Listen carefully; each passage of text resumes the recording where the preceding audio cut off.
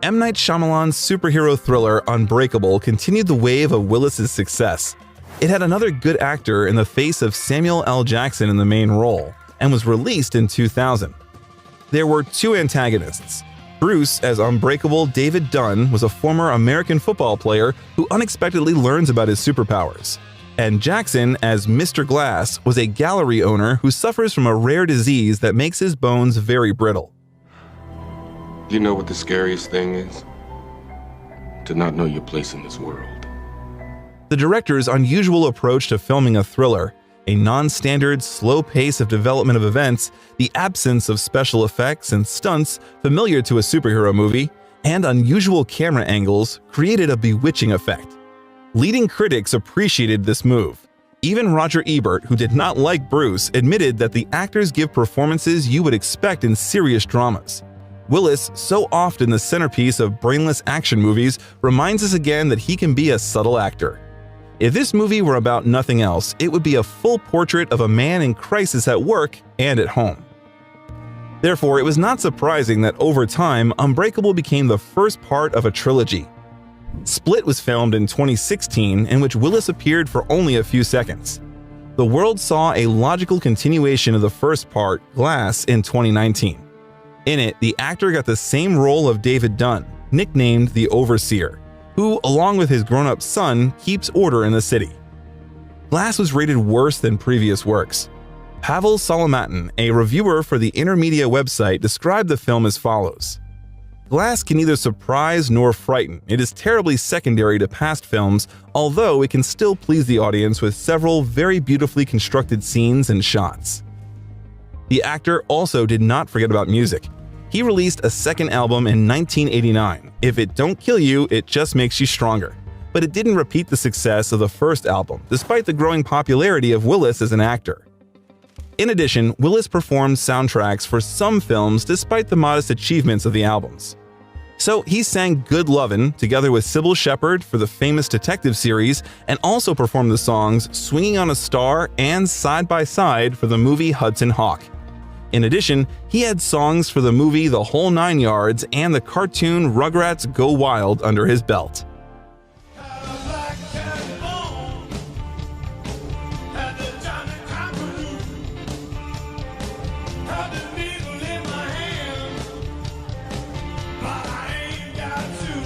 Interesting fact, Bruce hates bad guys not only on the screen but also in life.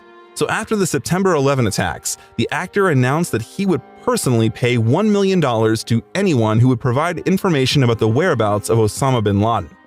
And at first, Willis turned to the Ministry of Defense with this proposal. They thanked him but politely refused his help. Then Bruce made a public statement promising a reward to any civilian. But we'll get back to the films. The shot across the bow about fatigue and career stagnation are gradually traced. Critics are increasingly opposed to the work of the actor, and the audience did not support all of his characters. Only one film with Willis was released in 2001. It was the crime drama Bandits, directed by Barry Levinson. The actor was in his standard role for this movie. This time, it was the ironic and charismatic Joe Blake, a bandit who, using sleight of hand and flexibility of mind, together with his colleague Terry, carries out a series of night robberies and got away scot-free. The film was nominated for several film awards, including the Golden Globe and Screen Actors Guild Awards. A more serious character, and frankly less impressive, turned out to be Bruce in the military drama Heart's War by Gregory Hoblit, which was released in 2002. His Colonel McNamara, and indeed the whole story, turned out to be very unconvincing. It was flat and monotonous. Well, at least that's what the weak box office and audience reviews said about it. In addition to Heart's War, the actor appeared in a cameo role in Barry Tubbs' film Grand Champion, and in the film adaptation of Sam Shepard's theater play True West. The television version was directed by Gary Harwilson and filmed in front of a live audience in 2001 at the Company of Fools Liberty Theater. You would definitely remember the cynical and aggressive role of Bruce, a tramp and a petty criminal in a torn white jersey and with impassioned speeches on a chair. Willis appeared with the same serious expression in 2003, this time in Antoine Fuqua's military drama Tears of the Sun. where he got the role of U.S. Navy Lieutenant Waters, who, as usual, was forced to break the rules to save civilians. The heroism of Bruce's character was rated average, and the box office did not recoup the budget. And even the beautiful Monica Bellucci as Dr. Kendricks could not save the situation. Tears of the Sun earned an average of 4 out of 10 on film critic websites. For those who don't remember or didn't pay attention, Willis played a role in the second part of the acclaimed Charlie's Angels Full Throttle, directed by MCG. He played the role of blonde Minister of Justice William Rose Bailey, who was successfully eliminated by the heroine Demi Moore. Rumors said that Moore's participation in Charlie's Angels marked her return to the big cinema, but because Willis agreed to a cameo as a favor. There was also a second condition. The three main characters promised to make a public service announcement about the adoption of children, which they fulfilled. During those years, Bruce increasingly began to appear in cameos because he was paid good money for a small role. Who wouldn't agree? Willis had another stellar cameo in 2004 where he played himself in the second part of Steven Soderbergh's Ocean's 12. He played, but not very well. The director's attempt to spice things up was an unexpected twist in which the main characters met Bruce Willis was unsuccessful. In the scene, Bruce was trying to expose Julia Roberts as the fake Julia Roberts, but he clearly lacked good jokes and a general understanding of what needed to be done. Gradually, the actor became more and more withdrawn and opposed to the press. He tried to appear less and less outside of work and carefully worked out every phrase. The media became an adversary, something almost every actor faces. Things have gotten a little better since 2005. The psychological thriller Hostage, directed by French director Florent Emilio Siri, was released, where the actor got the main role. Jeff Talley was a famous police negotiator who lost his job after failing on a mission. He had to find himself again, and Willis was able to get a role again in which he is good and saves the world again with a thoughtful grimace on his face. Overall, the film paid off and even earned 2 nominations, Golden Trailer Awards and Taurus Award. After that, Willis starred in the crime drama Sin City, directed by Robert Rodriguez, who co-wrote with Quentin Tarantino. The film was shot in black and white in the visual style of Frank Miller's graphic novels, whose work formed the basis of the film adaptation. Together with Bruce, Mickey Rourke, Clive Owen, Benicio del Toro, and Jessica Alba played. The role of Willis differed slightly from the standard. He played Detective John Hartigan, the most honest police officer of a fictional city who was trying to save a girl from a maniac. Here I was expecting a skinny little bookworm, maybe a bit too shy for her own good. How little she told me about herself in all her letters, over all those years. Stylish, gloomy, unusual, bloody, and inimitable Bruce Willis summed up one of the commentators on the site of film critics. James Berardinelli placed the film on his top 10 list of 2005 films. Roger Ebert awarded the film 4 stars out of 5, calling it a visualization of the pulp noir imagination, uncompromising and extreme. Yes, and brilliant. The film was awarded the Grand Prix at the 2005 Cannes Film Festival. A sequel to this movie, Sin City 2: A Dame to Kill For, was shot in 2014, but the second part was less successful than the first. At the same time, Willis starred in the youth series That 70s Show, where he got the role of Vic, the chatty security chief of a Playboy club in Chicago. You certainly don't expect to see an actor in a funny wig and thick glasses, fond of talking about himself in the third person and nacho chips. One of the best works of Willis can rightly be considered participation in the film Lucky Number 11 by Paul McGowan, which the audience saw in 2006. The actor was in the company of Josh Hartnett, Lucy Liu, Morgan Freeman, Ben Kingsley, Sam Yeager, and others on the set. A kind cat is a ruthless and cunning killer with a cold look. Bruce, as always, played a tough guy, showing the power broker of the story. Calls himself Mr. Good Cat.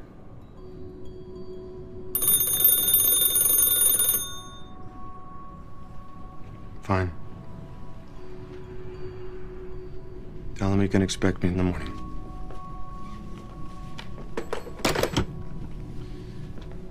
You ready? Lucky Number 11 bounced back production costs by doubling the box office and received mixed reviews.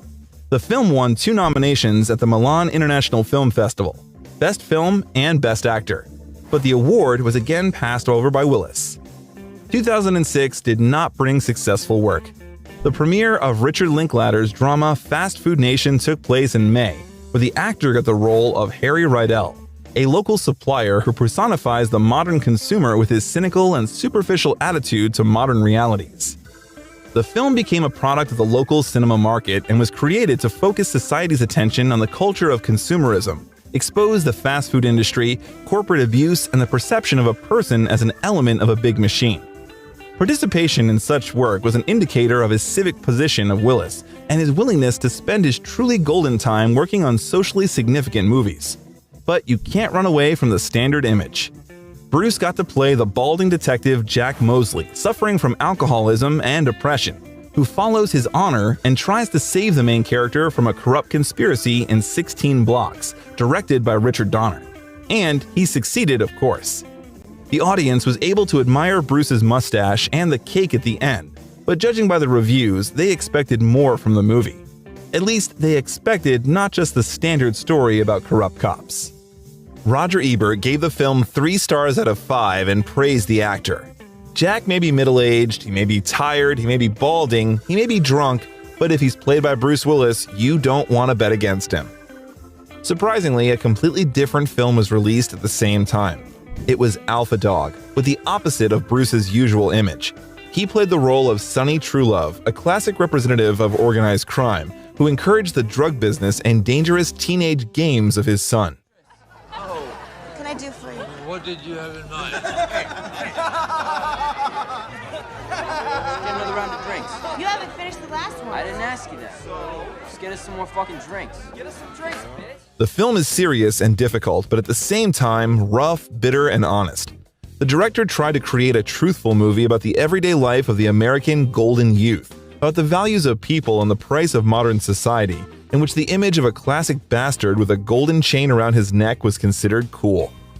The unfunny comedy of Nick Cassavetes met with mixed reactions and was a success at the box office. The consensus on film critic websites states, "A glossy yet unflinching portrait of violent, hedonistic teenagers." Bruce Willis and Sharon Stone chew the scenery, while Justin Timberlake gives a noteworthy performance. A rather unusual experience for Willis was the voice acting of a two-faced and selfish raccoon named RJ, who became one of the main characters in the cartoon Over the Hedge. But the cartoon became very successful, collecting $340 million at the box office, as well as positive reviews from film critics.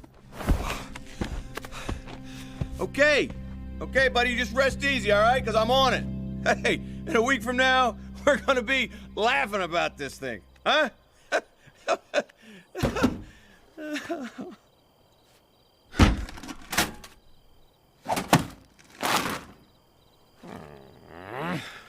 Over the Hedge earned a ton of nominations, and Bruce received a Kids' Choice Award in the Voice from an Animated Movie category. Willis did not stop working hard, and in 2006 his work was rewarded. A star was placed in his honor on the Hollywood Walk of Fame. He co-starred with Halle Berry in James Foley's noir thriller The Perfect Stranger in 2007. The role of a playboy and a potentially dangerous guy was similar to the standard image of Bruce. But whether it was done intentionally or not, Harrison Hill is not the main character. He was shown carefully, as if indirectly, and for a long time we believed in the story that they are trying to show us. The audience greeted the film coldly. It was rated hardly higher than 3 points out of 10 on the sites of film critics. Willis's participation in the exploitation film Planet Terror by Robert Rodriguez marked the actor's career problems. It was also about his commercial approach to choosing roles. He played Lieutenant Muldoon, a crazy military man who released a gas that turned people into zombies. Planet Terror failed at the box office despite positive reviews from viewers. It's not surprising because Rose McGowan dressed in a sexy outfit and with a cannon leg was an affecting spectacle. But I would not look for a deep philosophical meaning in the film. Another cameo was Bruce's role in the detective comedy Nancy Drew by Andrew Fleming. In it, he again played himself, who allegedly shot a crime film in Los Angeles. Even though we're not used to seeing an actor in any role other than an unbreakable tough-ass, he didn't shoot anyone, blow up anyone, or even turn away from the explosion with a calm expression on his face. The comedy drama What Just Happened by Barry Levinson was released in 2008, where Willis again got the familiar role of himself. Moreover, it was interesting to note that he portrayed a capricious and vicious movie star who rattled whatever he wanted.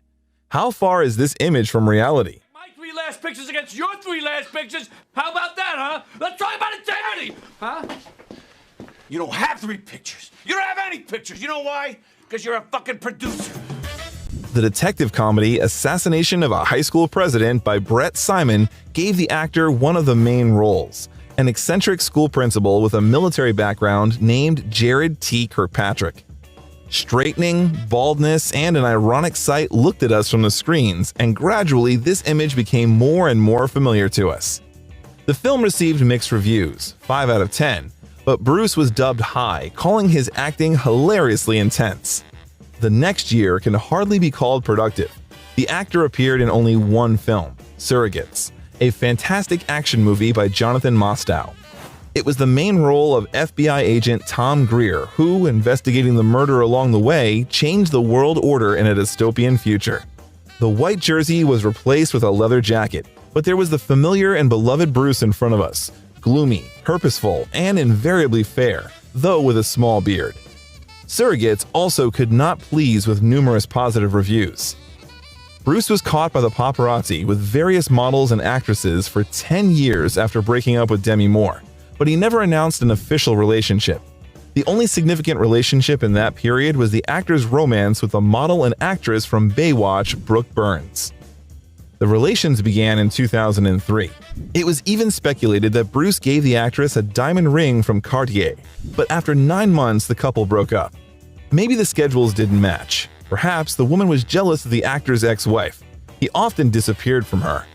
But another significant woman in the life of Willis was Emma Hemming. It was she who changed the life of the actor.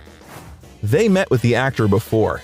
Emma knew about the adventures of an avid bachelor, but she was not against courtship, and therefore they gradually began to be seen together at parties. The couple looked happy despite a decent age difference. The couple got married in March of 2009. Emma gave the movie star 2 more daughters, Mabel Ray in 2012 and Evelyn Penn in 2014. It is said that with the advent of a new wife, Willis's attitude to marriage changed again, and the actor himself admitted that with the advent of a girl, he became much happier. By the way, the new wife has an excellent relationship with the first wife of the actor, Demi Moore. Moreover, the couple invited them with their older daughters to their wedding, and the Willis and Moore family spent a period of isolation during the coronavirus pandemic together. "We've become like a tribe," Bruce Willis said of the relationship his children have from both marriages and how his family has grown together. Speaking about his relationship with Emma, the actor says she pulled him out of the dark place he was in. "I went from fuck love to love is truly the answer. I spent the last 10 years single and for the most part unhappy," he shared. A new upsurge of success covered Willis in 2010. It happened thanks to several works, but at the same time a new approach to the actor to filmmaking can be traced.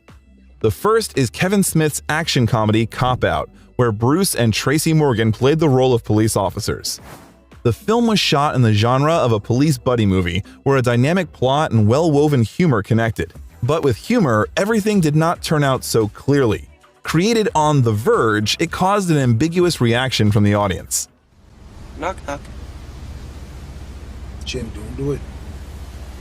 Don't do it. If you value our partnership, don't do it. Who's there?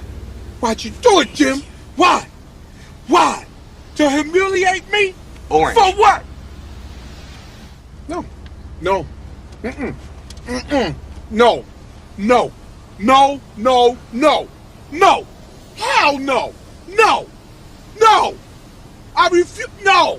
No. Aren't you, damn it? Aren't you pissed your wife's taking the ass from another guy right now? In general, Willis's participation also became ambiguous as a result. Some appreciated his work in the film, and others believed that Bruce had slipped into standard cliches and antics, flat acting, and weak motivation. And the film has become a set of stamps and caricature images. The fuel to the fire was added by the conflict between the director and the actor. Smith would later say that working with Willis broke him the most in his career. His laziness, avoidance of work, and self-willed behavior on the set. So in a scene in a cafe, according to the script, Two people were supposed to speak, but Bruce had his own view on this and the script had to be urgently rewritten. In addition, the director mentioned the actors' exorbitant appetites, pointing out that a significant part of the budget went to Willis's honorarium. He described their cooperation as a clash of unstoppable force with an immovable object. Smith did not invite Bruce to the party to mark the end of the filming of the picture, and among other things, he made a toast in which he noted that he thanked all the participants in the project except Willis and swore at the actor. In The Expendables by Sylvester Stallone, Willis was waiting for another cameo, a CIA agent named Mr. Church. For a day of work, the actor received $500,000. Despite the Golden Raspberry, the film received a sequel, The Expendables 2 and The Expendables 3. Stallone, Willis, and Schwarzenegger on one square meter could not help blowing up the audience of action movie fans. And because the film was expected to gross a very good box office, $274 million, Bruce's role in the second film expanded significantly. The original lineup was joined by Jean-Claude Van Damme, another veteran of the genre, Scott Adkins, Chuck Norris, and the younger generation in the person of Liam Hemsworth. Well, I got 3 pieces of work. 2 a walk in the park, and 1 to hell and back. I need some time alone. Hey, cheer up. Make the meeting. The old generation gave more gunpowder, which is confirmed by the result of the rental. More than $340 million and several positive reviews from film critics.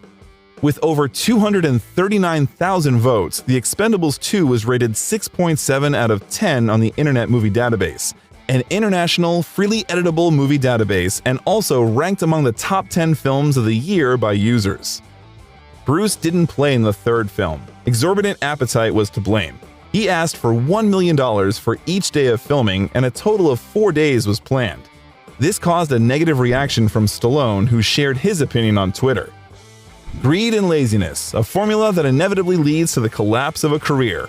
Bruce remains one of the celebrities who are actively involved in charity, despite the opinion of Kevin Smith. Among other things, he supports organizations such as Children's Hospice and Palliative Care Coalition, Fisher House Foundation, and Hope North. The actor donated 5 of his motorcycles in 2012 through 2013, which he put up for auction to help veterans and wounded U.S. soldiers. There has been a clear deterioration in the quality of the actor's work since the late 2000s. He appeared in lower-budget films that weren't geared towards cinema releases. An episodic appearance that appeared less than 15 minutes in production of screen time has become a new trick for the actor. At first gradually, and then that feature became almost the personal brand of the actor. But it was not all bad. The bet was still made on blockbusters. The promising project of the year was the action comedy Red by Robert Schwentke, in which Willis got the main role. The film is an adaptation of the DC comic of the same name. Frank Moses is a retired CIA operative who is on the run to save his girlfriend from mercenaries. There is the same impenetrable savior of the world who has both a menacing look and a lover. Everything is the same. Crazy. Don't think that I don't think this is crazy. And it couldn't be more different than how I'd hoped to meet you for the first time. Bruce was accompanied by Morgan Freeman and John Malkovich, who played the protagonist's former partners.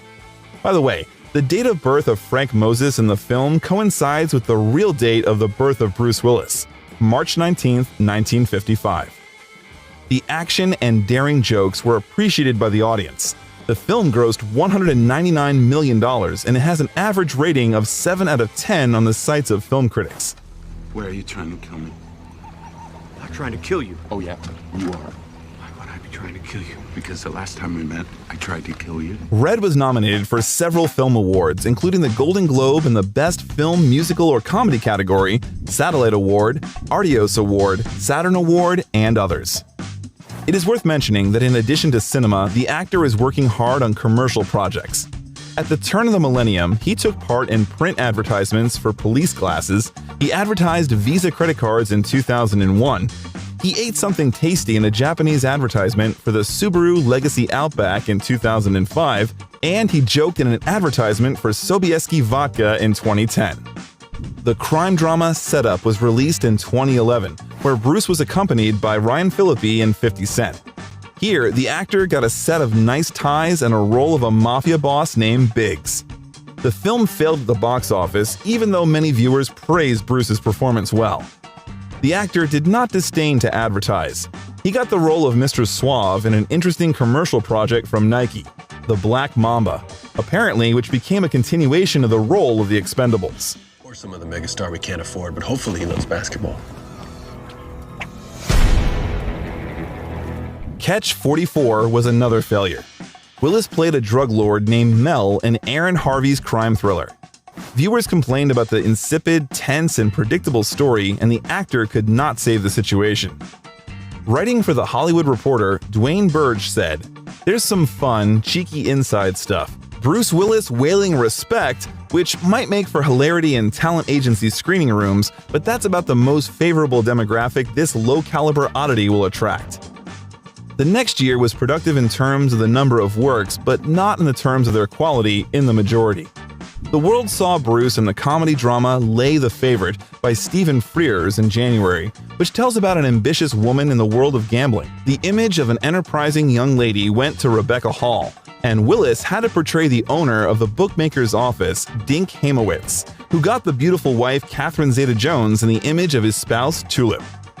The film was not appreciated by critics, and the audience gave it an average score of 1.8 out of 10, which is significant. The action movie The Cold Light of Day, directed by Mabrouk El-Mashri, was released on April 6, where Willis played a CIA agent whose family was embroiled in his professional showdown. Analyzing the feedback from the audience, we found this: when good actors are absolutely unable to draw out the general worthlessness of the film. It wasn't catchy, everybody said. It was followed by Wes Anderson's comedy drama Moonrise Kingdom. Willis got the role of Captain Sharp, investigating the disappearance of the main characters. The movie turned out to be original and unique. It was slightly strange, but undeniably special. And the role of Bruce came out quite bright and memorable, the first dramatic image since The Sixth Sense. Nobody's going anywhere. He's not getting shock therapy. That's it! I am citing you for gross misconduct. Moonrise Kingdom received good reviews from film critics. The average rating was 8 out of 10 on specialized sites. And the film received several nominations, which did not bypass Willis. So, he won the category Best Supporting Actor in the Film Award Independent Spirit and the Society of Film Critics of St. Louis. David Barrett's crime drama Fire with Fire premiered on August 31st, in which Willis shared the lead roles with Josh Duhamel and Rosario Dawson.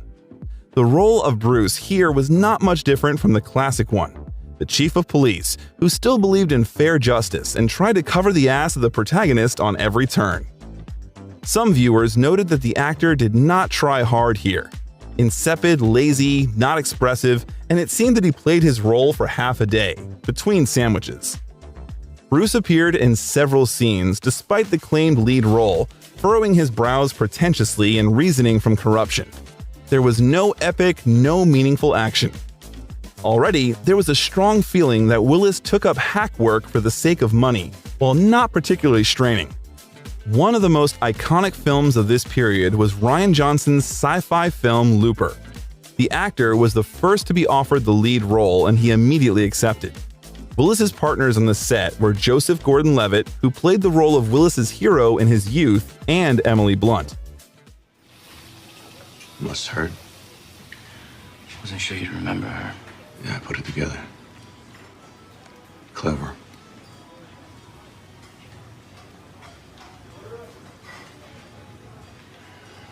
You know, there's another girl who works here on the weekends. By the way, the Gordon-Levitt had to spend 3 hours every morning in the makeup chair to look more like Willis. He added special features of McClane. In his performance, Joseph also drew on the work of Willis, imitating his image in the star's latest roles. It turned out well.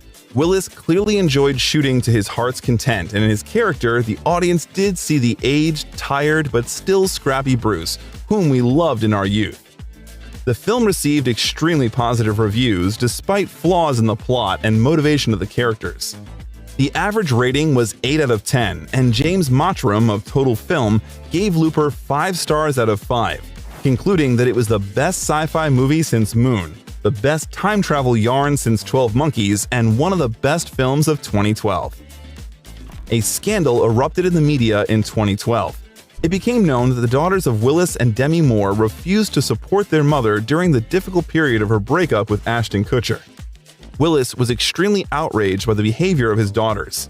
The actor threatened them that if they continued to treat their mother so disrespectfully, he would block all their bank accounts and leave them without a livelihood.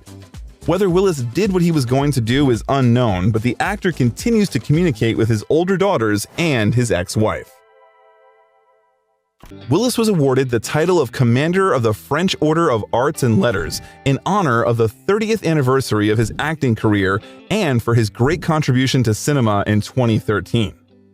Bruce is gradually losing ground despite the audience's love and faith in the ageless favorite hero. Everything played against the actor, the same type of characters in which fatigue and a superficial attitude are felt. The actor's attempt to keep up not with the role, but with the dollar, a scandalous reputation. Bruce goes back to making shitty movies. The actor's attempt to get back to his career is clearly visible in 2013. There were the fifth part of Die Hard, the second part of Red, and the continuation of Sin City. The iconic but aged John McClane was extremely negatively welcomed by critics, although the picture collected its jackpot of $304 million. The film received only 2.8 out of 10 on review sites. And everything in which he starred from this period was very coldly perceived by the audience. Such was the fate of the films The Prince in 2014, Vice in 2015, Extraction in 2015, Precious Cargo in 2016, Marauders in 2016, Once Upon a Time in Venice in 2017, and The First Kill in 2017, and other films that were released during this period. The actor has shown signs of decline in recent years, according to those who have worked with Willis on his recent films. In an interview with The Times in May of this year, nearly 24 people who were on set with the actor expressed concern about Willis's well-being. Willis's team made sure that Bruce's participation in the filming was limited to 2 days, and the actor himself, according to the contracts, was supposed to be on the set for no more than 8 hours. But he barely stayed for 4, according to sources. Willis tried to reanimate himself in the theater. So he made his Broadway debut in Stephen King's adaptation of Misery as writer Paul Sheldon in 2015. The show opened at the Broadhurst Theater and caused a flurry of negative reviews from critics who described the actor's performance as empty and inert. The actor has not completely lost his grip by 2018. He deservedly took jabs as well as he gave them on the hot seat for the Comedy Central roast of Bruce Willis. Under my wing, try to make you tough. Tried to make you an action star, which ain't easy to do with a kid who looks like the bad boy of figure skating. The most highly rated film of the last decade can be called Motherless Brooklyn by Edward Norton, in which the actor starred with Alec Baldwin and Willem Dafoe. The film was released in 2019 with a story about a detective with Tourette syndrome who was investigating the murder of his partner. That partner, named Frank Mina, was played by Bruce. However, he played only 5 minutes, but not bad. Other second-rate films with Willis in the roles and on the poster came after that. Among them are Survive the Night, Hard Kill, Breach in 2020, American Siege, Out of Death in 2021, A Day to Die in 2022, and others. However, none of them received critical acclaim. The directors of second-rate films simply used Willis's reputation to get at least some attention paid to their films, and his participation, even for a few minutes, ensured that those films could be sold internationally. Willis's collaboration with director Randall Emmett played a big role. Crossing their paths was the worst choice for Willis's career, but the best decision for his bank account. Randall has developed a one-shot movie system in which he invites people who want to spruce up their resumes with the experience of working with veteran stars. The latter only need to work for a couple of days for $1 million and share their photo for the poster. The star usually appears only in 3 scenes, at the beginning, in the middle, and at the end of the film. In Hard Kill, Willis is on the screen for a total of 7 minutes, in Extraction 8, and Survive the Night just under 10. In recent years, Bruce has acted in 29 films, 20 of which were owned by Randall. At the same time, 16 of them have a rating of less than 10% on the sites of film critics. But the reputation began to suffer. The effectiveness of films from sci-fi dystopias to imitations of gangsters has been that they require the actor to do only one thing: be Bruce Willis. And it doesn't matter if the actor played well or badly, the implementation of projects resting on a disgusting script and direction. Bruce Willis was nominated for his performance in Edward Drake's Apex, as he was for all movies he appeared in 2021, in the category of Worst Performance by Bruce Willis in a 2021 movie at the Golden Raspberry Awards. Bruce did not forget about advertising. He walked around the office of the internet provider Sky Broadband in a striped bathrobe in 2012, and his commercial work with Honda and Koa Coffee CM was released in 2014.